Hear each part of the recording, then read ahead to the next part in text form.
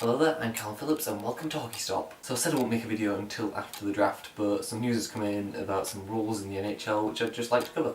So let's get right into it. So the NHL and the NHLPA have agreed on grandfathering Visors into the National Hockey League. It means basically that if you're already in the NHL, it's an option still. You still have an option to wear a visor or not.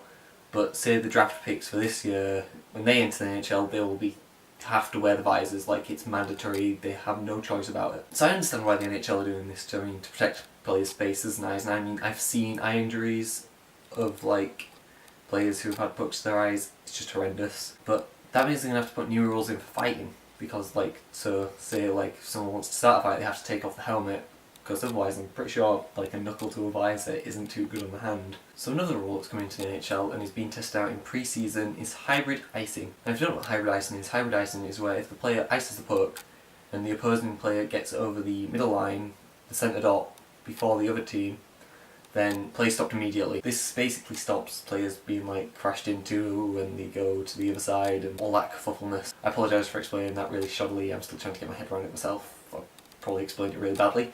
Link to it below where it explains it in the Wikipedia article or whatever it is. Another thing that's been tested out in pre-season is shallower nets. So what this will do is create much more workroom behind the net.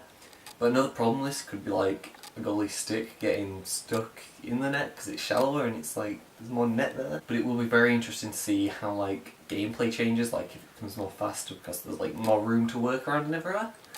So it's all fun. So last and not least is high sticking.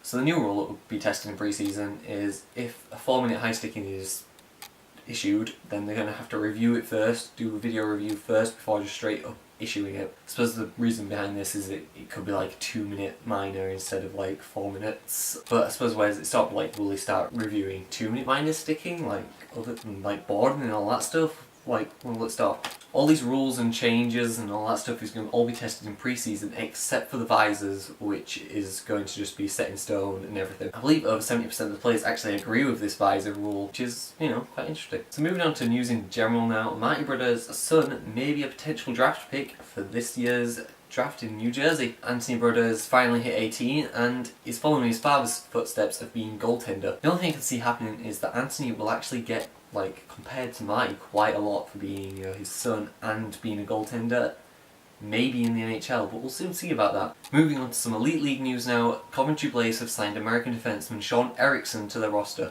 Before being signed to Coventry Blaze, Sean Erickson played for the Tulsa Oilers in the Central Hockey League. I wish Sean all the best of luck in the Elite League and Coventry itself. So that's all the news I've got for today. Subscribe so you keep getting updated when I do release a video, like this video, and I'll see you soon.